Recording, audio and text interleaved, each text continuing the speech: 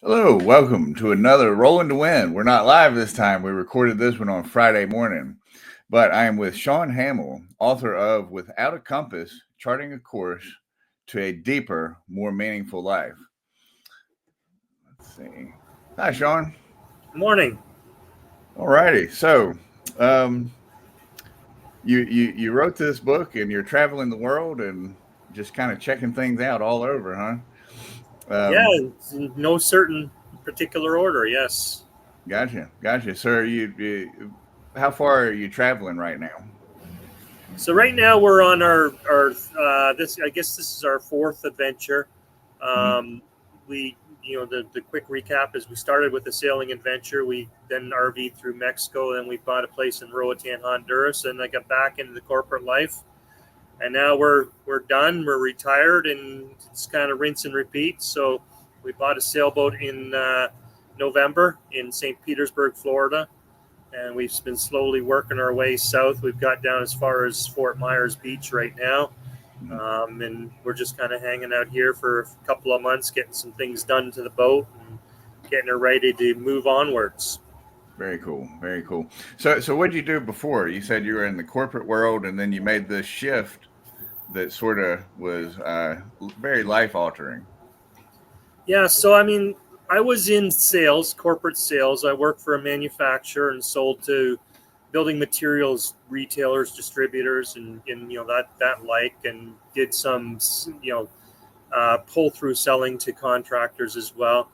And the one thing that I was best at is just sinking myself in and stretching myself thin, Hmm. and I got to a point where I just took everything about business, everything about my career just so seriously that I let so many other parts of my life go. And Hmm. one day I woke up and I realized that how unbalanced my life was. And I was actually listening to your story and about your fall this morning, and Hmm. it's moments like that that sometimes it takes a moment like that for you to realize. And fortunately, my moment like that wasn't as life changing as I'm sure it was for you, but I got to a point where I just realized that I was drifting away from my family and I wasn't looking after my health. I was gaining weight. I was, the stress that I was subjecting myself to was getting me irritable and agitated, and my temper was starting to flare up at the littlest things. And I wasn't treating people the way I should treat people. And Hmm. I looked in the mirror one day and I realized I didn't like myself because of how serious I was taking my career. Okay. Right. Right. Yeah. Wow. So can you share a little bit about your early life and your dreams coming up? Because it probably wasn't to be like a corporate salesman on the road, right? That's the thing. I grew up. My dad was a salesperson, and Mm. he was a very, I'm not going to say serious, but he was good and very organized. I had Hmm. tremendous respect for him. But me growing up, I was so laid back. I used to tell him all the time that when I grow up, I'm going to sell T-shirts on the beach. I had this romantic vision of somehow becoming a surfer and being able to figure out how to make a living while I'm just spending most of my days on the water surfing or doing crazy stuff, right? And yeah, I grew up even through college thinking that that was my life, and then all of a sudden things just changed. And I had a girlfriend at the time, and suddenly we were expecting a child, and Mm. we hadn't really planned for it. And it was like the freight train just stopped. I was on this path, and I was going to just live an easygoing, laid back life, and life smacked me in the face and said, "No, Shawn, you got to get serious here. You're going to have a kid to look after now." Right. Wow. Right? And so in the book, I talk about the three personas, and Hmm. you've got the responsible Shawn, you got the dreamer Shawn, and then you got the head shaker. And I Hmm. was living my life up until about 18, 20, full on dreamer Shawn was in charge and telling me how I was going to live my life. And then all of a Right. sudden, through my early 20s, I get this wake up call that I'm going to be a father, and responsible Shawn just completely took over. And Dreamer Shawn just kind of stepped back into the twilight, and and let it happen. And it took me about 20 more years before I really came to that reckoning that I Sure. had let Dreamer Shawn die, or he was, Right. dying on the vine, right? And I think it's Freud that said that like any emotion that's suppressed just becomes a suppressed emotion and never really goes away. So sort of the same thing with dreaming, right? yeah, that's the thing. I mean, I've got my analogy of it, but I'm sure there's many different ways to define it. But that's the Right. way I define it: is this alter personality? Just he had to be woken up. So what was that final turning point that you realized your corporate success wasn't really aligned with your dreamer self? Really, what it came down to is I was at a point where in I changed careers, or different companies I was selling for. I typically Hmm.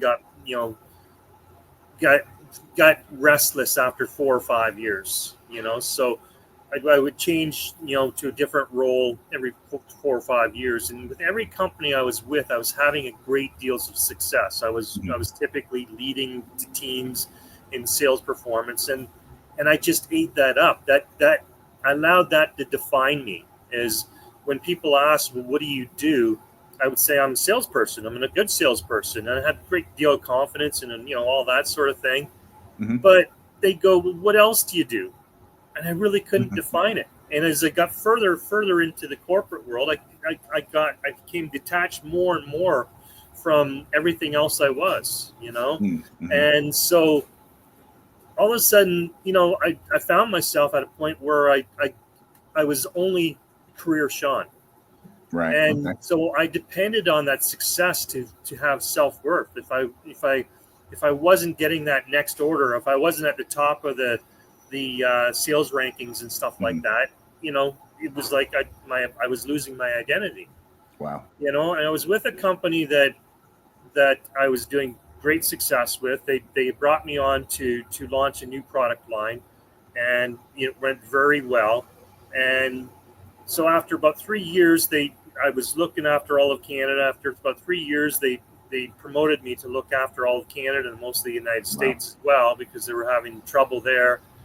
And we were starting to get great inroads. The guy I was reporting into was a great manager, really compatible with my style. We Okay. worked extremely well together. And then organizational changes started to happen. Mm-hmm. And as the organizational changes happened, they brought in a new guy that just didn't understand the side of our business that we were on. He was a micromanager. He Hmm. was the kind of guy that would always tell you that you're going to learn to do things my way, that sort of thing. It wasn't compatible with my personality at Right. all, Right. right? So all of a sudden now my whole identity is being threatened because the success I was able to have with this guy that I was so compatible with was being threatened, right?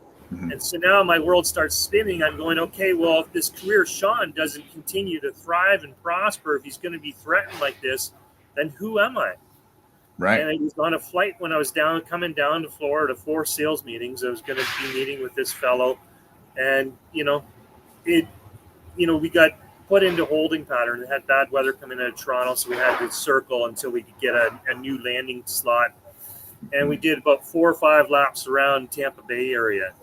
And I Okay. started to look down and I see all the sailboats. Now, when I was 8 years old, my dad got me a little styrofoam day sailor, and Hmm. I'd sail on that thing every weekend, right? Until I was in college, I used to Yeah. just sail the heck out of that thing, Wow. right? I was in the Boy Scouts and played around on the Sunfish. You know the Sunfish Yeah, sailboat, single man sailboat. Yeah, I yeah. had a lot of fun with that. I worked as an aquatics instructor in the Boy Scouts way back when I was 15 years old. Of course, that's way back in the past. So It's now, fun yeah, way to yeah, I didn't do mean it. to interrupt you there. So I just was like, wow, okay, cool. I love sailing too. It was fun. I loved it, myself. So That's the thing. It's a relaxing way to spend the day. So yeah. now I'm all wound up because I'm going to meet with this new boss and the sales meetings, and I'm in a new division that doesn't really do things that I do, Hmm. and then I'm looking down and I'm reflecting my past when I was 8 to 20 years old and just floating around in a little sailboat in the small lake, right? Yeah. And I'm going, which one seems more attractive to me, right? Right. I got And you. so, it woke up Dreamer Shawn. Sure. Dreamer Shawn's all of a sudden going, wow, Shawn, maybe you need to think about how you can get this back. Right. And Yeah. so long story short, I got done my meetings and go home to my wife, and they had 20 inches of snow while I was away. It was in February, right? It Yeah. was I think it was minus 40 Celsius. Oh goodness. I think it's pretty close in Fahrenheit at that point. That's as cold as it gets, ain't it? Yeah, exactly. With the wind chill, it was like that. I think it was Goodness. minus 20 in wind chill or something like that. Yeah. Yeah. And it doesn't matter. But at any rate, so I say to my wife, I said, what do you think about selling everything and going sailing? Well, she hates the cold. Right. She's like, you're crazy, right? Or no? No, she was sure. She didn't even have to think about it. She's sure, That's right? awesome. That's And awesome. it was kind of one of those things after we discussed a little bit. It's like, well, if we can make this work, then yeah, I'm serious, right? Right. Nice. Yeah. So leaving like a stable career, that's a huge decision. So what were some of the fears that you faced, and how did you overcome them to just do this thing?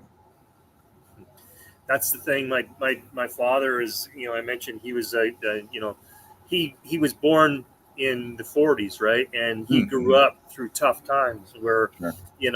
You just don't do stuff like this. And he was a family man. He provided for his family, and that was the most important thing for him. Right.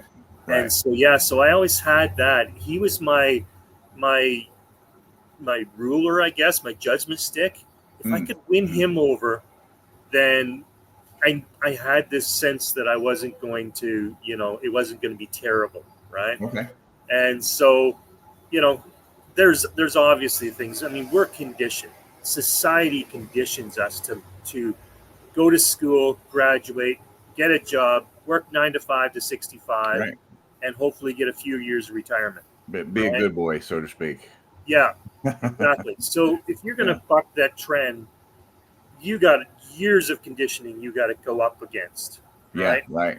Right. And so as I started to go through the process, I really struggled. I really kept waking up in the middle of the night and having that head shaker voice scream at me, Shawn, you're not supposed to do this, Right. Okay. right? Mm-hmm. And so I had to fight that. But when I started discussing it with my father, and he didn't slap me across the back of the head and say, "Are you nuts?" Right. It's starting to go like, okay, well, maybe this isn't as crazy as I thought it was, Sure. right? But yeah, we definitely had to fight that sensation. Now, Mm-hmm. I didn't just leave stone cold. I left the company I was with. I got an opportunity to start my own business, and I could work Mm-hmm. remotely, Okay. right? So all of a sudden I don't have, all the perks of a guaranteed income, your expenses paid Right. for, your benefits and your dental and your eye care, all those things, all of a sudden I don't have those things. I'm jumping out on a branch here and hoping that it's going to support me, right? Sure. So, I got to be honest and say it wasn't stone cold just leaving my career, but it was taking that chance. We did sell our house, Mm-hmm. and we just kind of went with it and just sort of rolled with the punches. But Mm-hmm. once we actually got the ball rolling, once we actually got on the new boat and then we got sailing, that's when it really started. The road started to get paved. Okay. It's almost like a professional athlete when they say, I just want to get in the game. Right. Once I get in the game, things will click into place and I'll be comfortable. And it Mm-hmm. was the same thing for us. We had to get going. So the things we did to get to that point is we started with the small things. You just start with little tasks that kind of gets you down the road, but things that are going to be easy, so that you're starting to build some momentum. Okay. Right? One of the things that it was a bigger thing, but when we sold our first property or sold our house, right? Once we got that done, that was a point of commitment. It's like, okay, we've got our house sold now. We have to find the boat. Yeah. Yeah. Right. And so getting to those points of no return really starts, getting you start to steamroll at that Mm-hmm. point. Yeah. Right? Yeah. You hear the term, what is it? Burn the ships. we're going to conquer this island, burn the ships. What do you mean burn the ships? We're not turning back. Kind of Yeah, thing. So, got it. excellent analogy. Absolutely. Right. Yeah. So you have a son and two dogs that you took on this journey with you. Sorry, one daughter. I got one son, one Daughter. daughter. Okay. Yeah, I got you. I got yeah, you. yeah. The daughter was she was already out of finished schooling and starting her path Mm, forward. But mm, my son had just finished high school and he didn't know what he wanted to do when he grew up, so to speak. okay. And so I knew he wasn't a college kid. He struggled in school. I knew he, Mm, some sort of a trade or something like that was more likely to be his flavor, but he didn't know what that was yet. And that's the mm, thing. When I got out of high school, I went into computer programming first, and my mm, brother was in computer programming, so it was like I copied him, went there, realized that computer programming is about as far away from my personality as it could possibly be. So right. then I went to school for marketing, and Okay. my father was in sales, and so I kind of copied my father, Mm-hmm. right? No regrets for having getting into marketing, but I Sure. didn't give it the time that I should have to really analyze who I was and who I wanted to be going forward. Mm, So that's why I told my son, I said, okay, you don't know what you want to be. This is going to be your 1 year life experience, right? nice. So, kind of like a first year of college type of thing. You're going to get Sure. to know who you are. Yeah. And it was absolutely phenomenal. My son graduated high school, a boy, 6 months, on the water with us. He grew up more than he did in all of his years of high school. Mm-hmm. And the nice thing is, we travel with 18 boats. The Sail magazine sponsored the rally that we were on. And Okay. so my son became the go to guy for all these retired people that were on the other boats, and he learned to be responsible, respectful, and just grew up so much as a result of people coming to him and asking for help with chores that they couldn't do themselves. Yeah. Wow. Wow. That's incredible. That's incredible. So, was it two dogs that you had? Two Alaskan Malamutes? How did they Yeah, do on the water out yeah, there? 60 pounds and 90 pounds, give or take. Yeah. And yeah, it was pretty cold when we started in Annapolis with the rally, Mm, and so the other boats were pretty jealous of us on the cold nights, and we had two dogs to cuddle up with when yeah. it was that chilly. Nice. Nice. So, is there a moment out there on that adventure where you're like, "This is exactly where I'm supposed to be"? Oh, there was just so many of them. Okay. Um, yeah, I think the thing is the first experience that I had that was really spiritual Mm, was it was kind of a good and bad thing, I guess, is the only way I can think to put it. We started when we started with the rally. The first day we went down the Dismal Swamp from okay. Virginia into North Carolina, Mm, and we stopped at the North Carolina Welcome Center. There was a small dock there, 3 spots for 3 boats, and we got there and the 3 spots were already taken up with boats. And somebody mm, came out and said, "It's okay, just raft off of us." okay. And so we tied off of them, and then the other group of boats came. And we went. They thought they were going to have a quiet night with just the 3 boats, and all of a sudden there was about 16 boats in total on that dock. But the spiritual part is that the Dismal Swamp was dug by Chinese migrants and slaves, Mm, right. and they call it the Dismal Swamp because how much suffering Mhm. happened during all of that, Yeah. right? Right. The point of doing it was so they had a safe passage from north south and south north Mhm. around North Carolina. There's so many shoals and stuff. There was so many shipwrecks as a result of that. So they dug this for safe passage. So it was that irony of creating a safe passage, but all the suffering that happened to create the Mhm. safe passage. For me, I couldn't go through that area without feeling it in my soul, the suffering that went on. It's almost like the land has a memory. Exactly. You Yeah. know, Yeah. That's far swamps out. all around us and trees all around us, and it's like they're singing to us. Yeah. Yeah.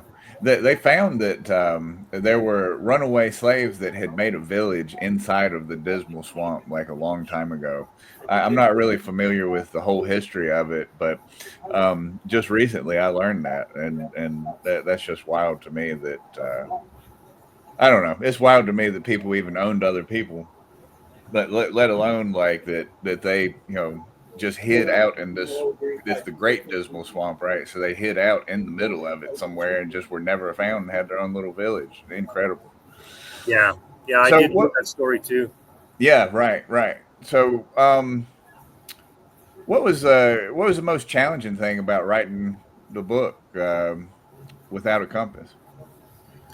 Well, the thing for me is to understand me. I'm a person that's probably read one or two books cover to cover in my lifetime. So, you know, I struggle with attention span, right? And so that you're getting a book is just to read it cover to cover is a challenge for me. Mhm. But it kind of came about organically in the sense that when we were talking to people, we heard a lot of people say, "I wish I could do what you're doing," Mhm. right? Right. And so, all of a sudden we started talking about it, and my wife and I and my son, and we said, well, we should start compiling some of the stories. Maybe some of the stories will start to inspire people. And so Mm-hmm. when I started writing some of our stories, the thing is that there's sailors out there. Now you said you were with the Coast Guard. I'm sure you came across sailors that got way more experience than I Sure. have, and my wife and my son. And so I thought if I write a book about our sailing adventure, well, we're fair weather sailors. I'm afraid of deep water. That's one of my biggest fears is deep Okay. water. My wife doesn't even swim. Oh She'd never wow. sailed in her life. My son had never sailed in his life. And so, the story we have to tell from a sailing perspective is pretty mundane for Hmm. real sailors, Sure. right? Sure. So we said, okay, well, what use do we have to this discussion? Mm. And that's where it really hit with me is that for all those people that say they wish that they could do what we're doing, Mm. well, the thing is they can, but Yeah. there's a lot of reasons why they don't. It's Right. that conditioned belief that we talked about already. Sure. It's the fear. Where are you going to live if this doesn't work out? Right. What if your sailboat sails or whatever your dream is? Yeah. And the Yeah. big thing is that for a lot of people, if you ask somebody, you know, if you won $40 million, what would you do with that money? So many people would just say something materialistic, like they'd buy a bigger house or Mm-hmm. they'd buy a fancy car. Sure. How many people can actually define what their actual dream is? The dream that's going to bring a spiritual experience to them, Right. that's going to touch their soul. Sure. Most people, maybe not most, but there's a lot of people that they've never taken the time to define what that is. So I talked about Yeah, that. I think school takes that out of people straight up. Like, a kid has a dream to be an artist, for instance, and maybe he's not the best. And the teacher's like, you should probably figure something else out to do. Instead Yeah, of like, we could probably really work at this and you'll be good one day if you just really work hard and stuff. I We can don't actually, promote dreams, we promote like what we think somebody should be. yeah, I actually had that experience in high school. And the guidance Mhm. counselor, they made you go to sessions and talk to the guidance counselors Right. about Yeah. what your career plan is. And I remember sitting with this guy, and I remember his name, but I won't throw him under the bus. But I remember him saying, "Well, what do you want to be when you grow up?" Now, Mm. I lived in dream sports when I was in high school, Mm. and played hockey, loved it. And so I said, I'd like to be involved in professional sports. Right. And he kind of sat back and he scratched his face for a second. He says, what would be your second choice? Right? I Right. said, Like the first one's out of the question, 100%. I didn't say I wanted to be, I was a goalie. I didn't say I wanted to play in the NHL as a goalie. I just Sure. simply said I'd like to find some way to be involved in professional sports. Right. Right? Right. And he squashes that dream. And there's broadcasters, there's trainers, there's coaches, There's there's all kinds. marketing.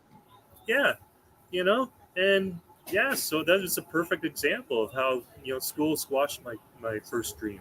Hmm. Hmm. So let's see. you introduced the three pillars of a balanced life. Could you sort of talk about what they are and why they're important? So the three pillars of the balanced life are career, family or community, Mm-hmm. and then self. And the Okay, thing is we've got it all backwards. sure. I know for me, I had completely absorbed myself in career, and I thought if I'm a great career guy and I make lots of money, then that's going to make me a great provider, which means I'm a good family man, and then I'll be able to eventually take care of myself. The Right. problem is that you know your success in life is based entirely on how healthy you are as an individual. Mm-hmm. If you're not healthy as an individual, that's your foundation. It's like building a house in a faulty foundation, Sure. Sure. and that's where I was at. I was at a point where I wasn't eating properly. I wasn't, my blood pressure was getting high and I was getting overweight. And as a Mm-hmm. result, I just wasn't healthy. I'd get up on a Monday morning, take off to the airport. I'd work 12, 16-hour days. I'd just nibble on junk, Right. eating in restaurants if I was lucky, or just eating a bag of chips and before I Mm-hmm. went to bed. And yeah, it was just my health went down, both physical, mental, and spiritual. All three just kept declining more and more until I got to the point where I just couldn't do it anymore. Yeah. Right, and that would be my single most important message to any career person: is take care of yourself, build a great foundation, and make sure that you maintain that foundation. Right, Sure. and then understand the importance of family. Mm-hmm. Family and community, your friends and your family, those are the people that when you're in tough times, you're going to lean on them. And the Right. only way you have the equity to lean on that family and friends is if you're there for them to lean on you when they need you. Right. Right? It's Right. just so important to have that cinching bond. Yeah. Even if Yeah. it's just one person, have that one person that is your absolute go-to. My wife is like that. I can go to her with anything, and she's my Mm-hmm. rock. My son, same way. Right? Mm-hmm. He's my best friend, and I can, if I'm having tough go, I know I've got those two to count on more than Yeah. anybody else. For sure. Right? For sure. You do that, then the stuff that you're dealing with in your community, when you get that new boss that just doesn't get you and who you are, Yeah. there, that's not your defining structure of your life. That's Right. just a small part of it. Right? You'll find a way to come around it. So when you think that your career is your everything, that's when your career, your world collapses, when things aren't Sure. going Sure. perfectly. Sure. Yeah. It's interesting that community, family, that's one of the pillars, because if you think about what school systems do to children, is you have to take a test on your own, right? There's no help. Everything is very singular. This is your function in school. You do this, you do that. So like you don't really necessarily learn how to work with others. I mean, maybe they do it better now. I just know when I was in school, it was very much like, no, you can't look at there, you can't help, no talking, no this, no that, just focus and do your thing. Yeah, So I think that in that, people forget about family, people forget about community. You have a lot of loners in life now, and then they wonder why their life is terrible, but they have no network. There's no network for them to talk to, or even get out of their own heads, for instance. So I like that. That's very good. And then a career, you got to have a career of some kind to support you, and then you got to be healthy. Yeah, I like it. I can fully understand why that's your three pillars, for sure. and to your point that you're talking about too is that you look at any team. Hmm. I'll use hockey because I'm sure other people might use football. I Mm, don't know if the football positions as well as hockey, so that's why I'll sure. just use hockey. Is that you got a defenseman, you got a forward, you got a goalie. And Hmm. forwards, you got a winger and you got a center. They all have unique roles. It takes certain strengths in order to fulfill those certain roles, Right. right? In your school system, in any team, in corporations, and so on, Hmm. you really have to teach people to be more team oriented. You need to Right. teach people how to connect. The forward, the winger has to understand the centerman's role so he can understand how he can support the centerman's role. Right. Defenseman, same thing. Goalie, same thing, right? Corporations, that's why in school, to your point, they should be looking more at people's strengths and weaknesses. Nobody ever sat to me and said, "Okay, Shawn, here's your strengths and weaknesses. Right. So, whatever you want to do in life, you need to consider these things. And there's going to be some things that if you want to do this job, you need to improve on your weaknesses in order to be able to slot into that job." Right. Right. But understanding your strengths and weaknesses and how you can lean on others for where your weaknesses are and how you can support others where your strengths are is a key part of team success. Right. That's something that you really should be teaching in the early Yeah. ages of school. Yeah. School becomes competitive. It's like, oh, you got a 70 on your test. Well, I got a 90, or whatever. And then it's a competition between kids instead of like, dang, what'd you get right on there? I missed these. Like, oh, well, this was easy. That's where you went wrong over here. We're not teaching each other to do that. Just kids aren't helping each other like that. But if you look at children when they're, say, 4 or 5 years old in kindergarten, before they're taught these things, they do help one another. They do play with one another, etc. Like if I'm building, if I'm a 5-year-old kid building something, another 5-year-old kid wants to come help me build it. Yeah. So what's natural, what seems like it should be natural, becomes unnatural to us as through time because we're conditioned otherwise. That's wild. Exactly. So how did this whole journey of leaving everything behind, except your family, of course, how has that transformed your relationship with your family? It's rocks. It's so much stronger now. Mm-hmm. It's I got to know my son. They say that a father's role is to be a mentor, not a best friend, right? And so I've always tried to maintain that, but at the same time, I've got to know him so much better as a result of having this experience. And even now, it's just me and my wife on our sailboat now, and I start to appreciate the role that he played and how much I miss him on having him for that role. Right. So that relationship really thrived as a result of that. And just, for anybody that's wondering, I've got struggles with my daughter. It'd be a whole nother episode to get into all of it, but we have challenges. So it's unfortunate that that's the case, but that's all I'll say about that. But it's great. I raised my son differently than I raised my daughter. I made him be more accountable.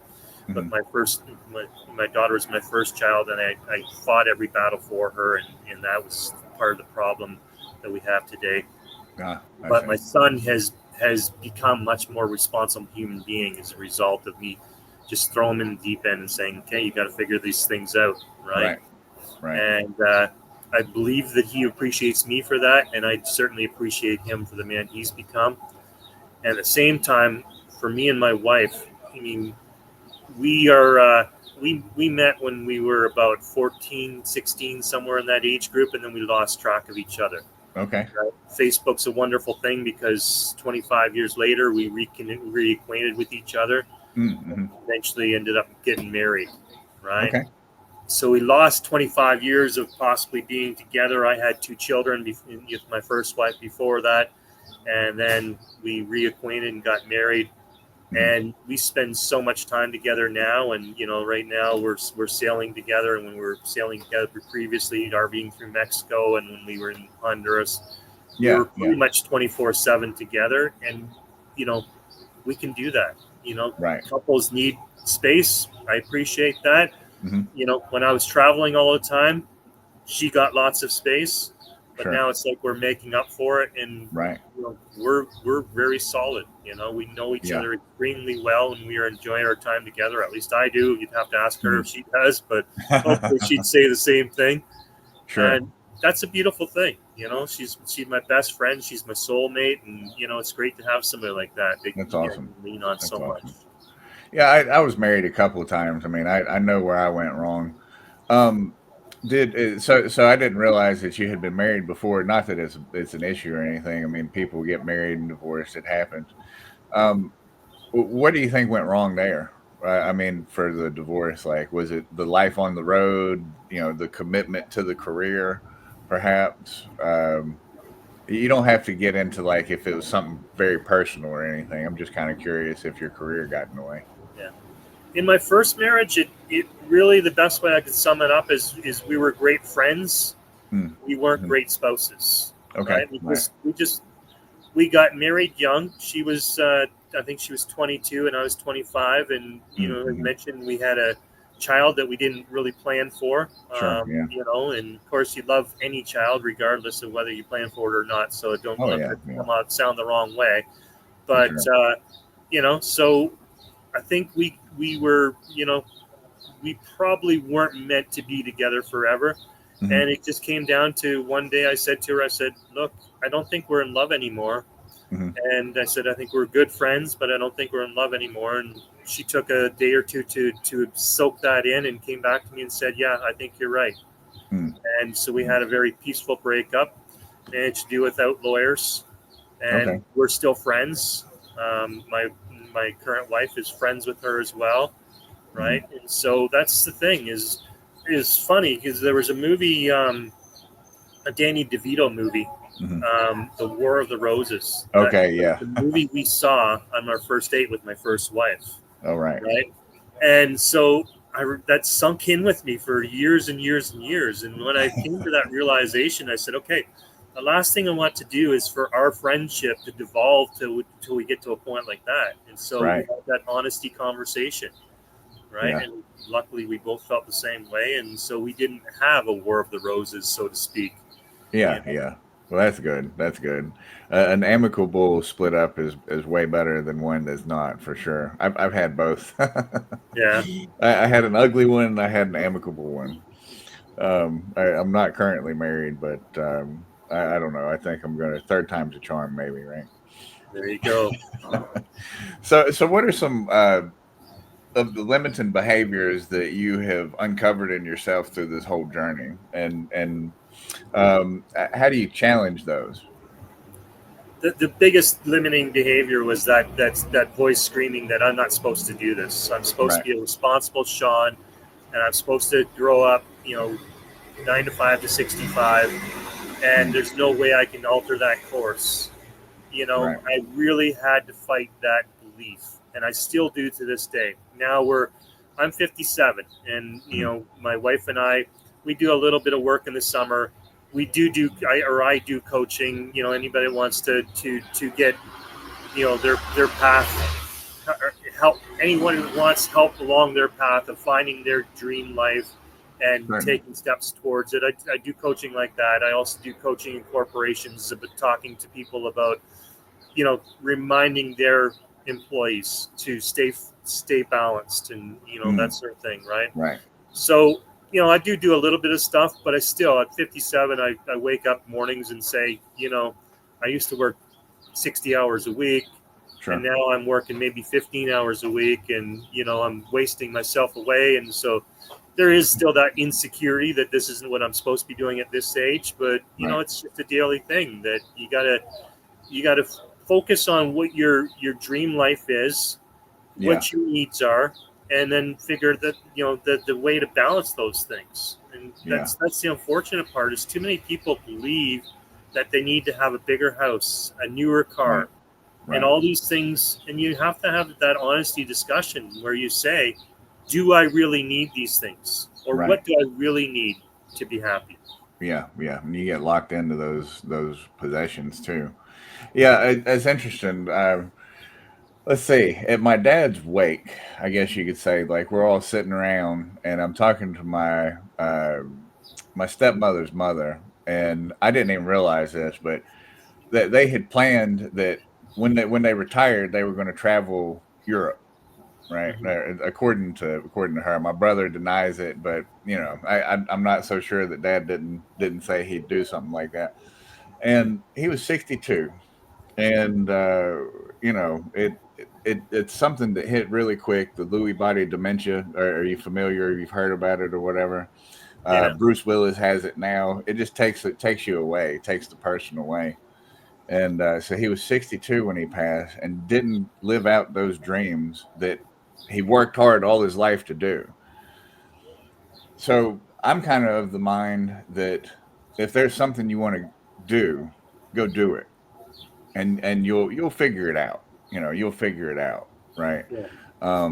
Especially if you're in a good situation where like you've got resources and these things. Like I'm thinking about for you in particular, like your sailing adventure and stuff. Like it seems that you're not really struggling in the venture, and I just really think like there's so many people that want to, when I retire, I'm going to finally do this thing. But then you might not even live to retirement. So why don't you just do the thing?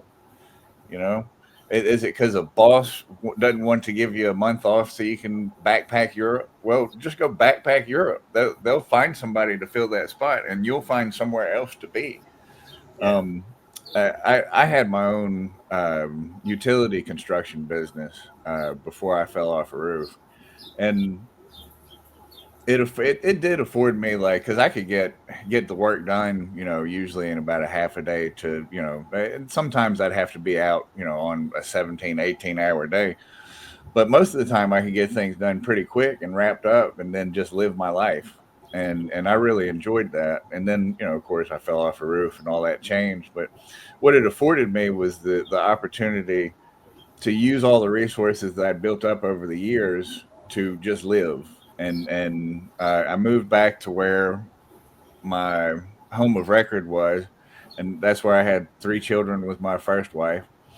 And I've been able to really make up for the time lost with them, just because I didn't want to get back into the working world. Now I had offers to go run cable systems and stuff like that, but I was just like, no, I don't think I want to do that anymore. And now I'm a grandfather. I have 3 grandchildren, 4 children, and like looking around, I say that the happiest life that I've had is now that I actually am focusing on them a little more. I mean, I like the podcast and being able to speak to people. People are inspirational, and everybody has a wonderful story that somebody needs to hear so that they can get to that place in life to where they want to be. So, if someone feels so stuck in the safe life, what's sort of the first step you would say for them to rediscover their purpose? I think the most important thing is ask yourself what's the most important thing that you can't replace in your Mm, life. hmm. And to me, the most important thing I can't replace, the most precious thing to me is time. Yeah, right. And if you want a bigger house, I mean, I've got friends that got good jobs, got big houses, and nice, all brand new cars and everything else. And Sure. if that really does feed you spiritually, if it Hmm. if it builds up your spiritual strength and your physical strength and your mental strength, then good on you. Right. But I would ask you to consider, how precious is time for you? Because that's what I'm getting at is that person that says, "Oh yeah, there'll be time to go and travel Europe when I'm 65 and I Yeah. retire." Yeah. Right? Well, what if you don't? What if you Right. don't have that much time left? Yeah. Right? What if you're sitting on your deathbed and all you got is regret for the things you didn't do? How's Right. that going to feel? Yeah. Right? Yeah. I know that if I'm sitting in my deathbed and my bank account reads big zeros, Hmm. but I've got the memories just that I've got already so far, Yeah. I know I'll feel whole, Right. Right. right? If I've anything more I have in my bank account and my possessions that I can pass on to my children is a blessing, but that's the biggest thing for me is I want to be empty of regret when I'm taking my last breath. Right. Right. That's Seneca the, says that it's not that life is so short; it's that we waste so much of it. exactly. And yeah, yeah. Time is that commodity that you can only spend one time. You can only spend it once, whatever that time is. So Yeah. yeah. So what's sort of a funny memory in your sailing adventure that didn't make the book? Funny memories. I think the one I like telling the most is it's a story of karma. I don't think I get into the full details of it in the book, but Hmm. we were coming down past Halifax, or I mean, down the Halifax River in Daytona, Hmm. and there was a big boat that came sailing past us, and no respect for us, and just plowed us over with this huge wake. Hmm. I radioed up to him, and he was just completely arrogant and patronizing to me, and So I called the Coast Guard and said, there's a big power cruiser that's just about to go under such and such bridge, and he's plowing a 4 foot wake, and there's a big no wake sign. So the Coast Guard took me to a channel. Long story short, the Coast Guard pulled him over down the way a little bit. Somebody got a picture. One of the boats we were traveling with got a picture and sent it to me, and so I got a chuckle. He's sitting on the hard, right? So then somebody else tells me the story that he was a credit card boater and just had a captain's hat on with a young lady at his side who had just had a captain's hat on when the Coast Guard pulled them over. And then somebody else told me the story that the Coast Guard held him where he was, way out of the channel, for about an hour until low tide. And they gave him a $135 ticket for a fire extinguisher that was expired. And then we were on their way, and he radioed the Coast Guard and said, "I'm stuck on the hard. You got to pull me off." And the Coast Guard said, "No, we don't have to pull you off. High tide's in about 12 hours, and you'll be fine." Right? So, guy that was completely uncourteous to it, all of the boats that were in front of me, and we shook violently, and he got his karma. And then the next day we saw him again, and he quietly, smoothly passed through it by us, and no way. So. That instant karma, right?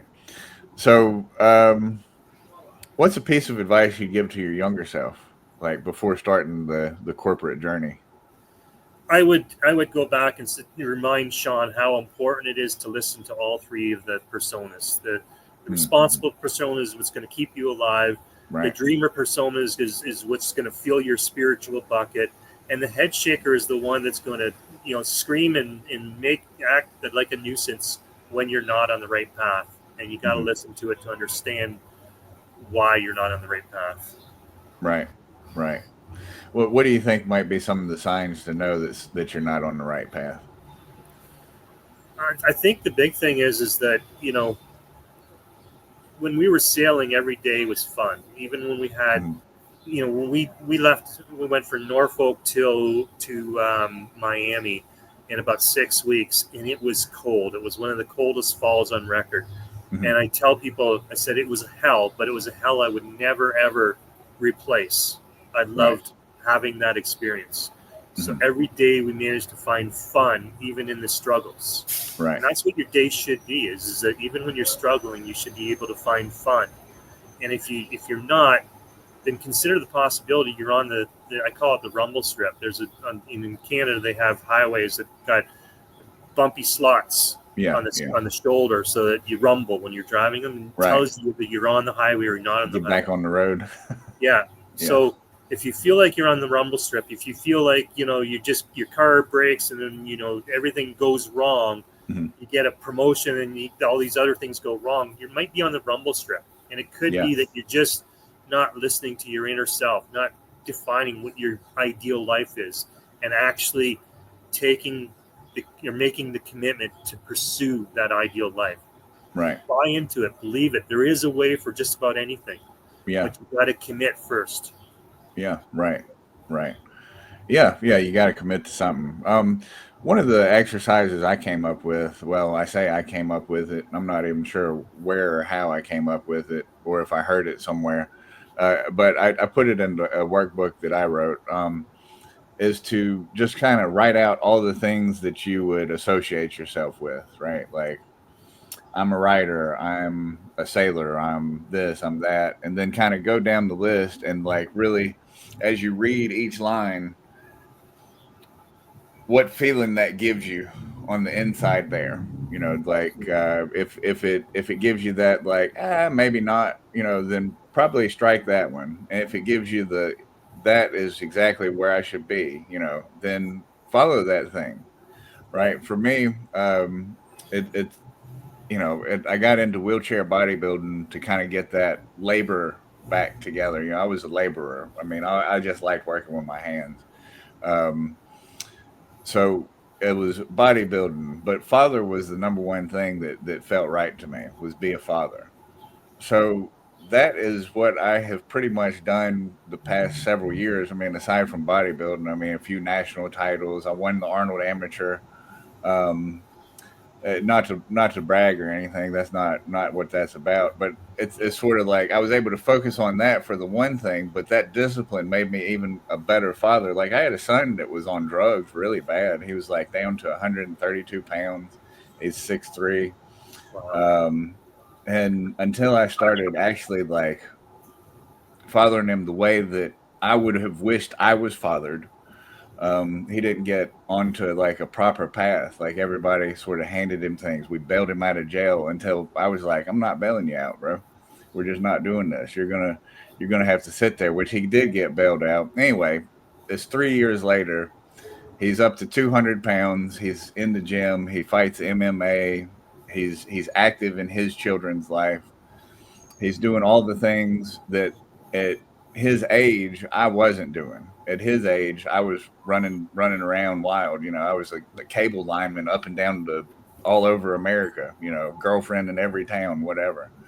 Mhm. Um, but father, and until I wrote it out, I didn't see that. Yeah. So that's just one exercise that I would recommend to anybody. Is like if you're curious, write the stuff down and see how you feel when you read it. Yeah. And that thing will tell you, that thing will jump off the page and say, this is what you should be doing. Another great thing that goes in hand with that is writing a bucket list. If you write a bucket list, it's going to tell Mm, you a lot. Like, don't just look at it from all the things you want to do, but figure out the commonalities. You know, right. all the things that if you had unlimited resources that you'd like to do before you die, Mm, take another step back at it and look at it and say, okay, what are the commonalities in these things? If it's a lot about hiking or whatever, find yeah, those commonalities and they'll start to point to who you are as a human being, what you sure. really like, and it'll help with that. Yeah, yeah, absolutely. I had never written a bucket list. I probably ought to. I was getting close. I've got bucket lists that I find all the time. I used to write bucket lists at least once a year when I was a kid, and so it's so Yeah, great to look back at it now. And every time I find one, I keep them in a one place, and I look back at them regularly. And it's so important. It's amazing when I find them, and I see so many things that I put on my bucket list, and hmm, they got hidden away, and I forgot about them. Now I check back on them. And I've done so many of those things, right? And yeah, that's it awesome. really does speak to it's a window to your inner feelings and your inner soul. Certainly, certainly. That's awesome. So, what is your biggest hope for the takeaway with your book? What I really want is for people, I guess, if you really boil it down to its simplest element, we all came from the same place. We're all Hmm. going to the same place, Right. right? It's one analogy I heard is, your life consists of three dashes. When you're born, when you die, it's Hmm. what you do in between those dashes, right? Yeah. Right. And so, what I really want is for when people get to that end place, what I talked about earlier, when they're taking their last breath, Hmm. I want them to be filled with memories instead of regrets. Right. You know, and that's the one ask I would have for them is find out what it is, what memories are going to touch you the most, make your life the best, and follow through the path. And that's what I tried to do in the book. Is I tried to say, define your dream, define Hmm. your dream life. Right. These are the things that you're going to encounter if you commit to making that, living that dream life, Yeah. right? Yeah. I tried to give them the walkthrough. I tried to give them the why should they bother, you know, with the hard work that's going to take, and help them see what the end goal is and why it's worth it. Nice. That's what I hope Yeah. that they'll commit to. Right. Right. Wow. Yeah, I think that that's kind of a good place. I think we can wrap. I want to. I didn't have it pulled up, but I do want to share your. I'll get it pulled up and out. I want to share that because it's on the Amazon Kindle Unlimited right now, Yeah. and if you have Kindle Unlimited, you can read your book for free. So I wanted to just throw that up there so that people will see it. Yeah. If And anybody wants to, if anybody's got a group of people that wants to, have somebody to come and talk to them, and right now I'm offering, if you're in my area with close to where we're going to be, then I'm happy to just come in and speak to people, and I'll bring some books available, and that's all I'm going to ask is if people are like the message, buy a book, and we're good to go. Cool deal. So yeah, there we are. It is Without a Compass, charting course for a deeper, more meaningful life. Right now, it is free on Kindle Unlimited. You can get a paperback copy for $14.95, or the Kindle price. You can buy it now for $9.95. That is Shawn Hamill, Without a Compass. Just leave that up there. All right, Shawn. Well, um, man, I appreciate you taking the time with me this morning. An hour with somebody is um, priceless, really. It's priceless. So It's, thank you so much. it's been inspiring to speak with you, John. You're an inspiring person yourself, and so I really appreciate the opportunity to get to know you better. It's been fun. Yeah, man. Thank you. Thank you. I appreciate that. And to all the viewers, like, subscribe, go read this book. I started reading it. I didn't get finished because I only had a week, and I'm a slow reader. But it's very interesting. The whole sailing. He had his family. It's all these things that when you put your mind to it, you can go do the things you love. So be sure to like, subscribe, all that. Till next time, keep rolling to win.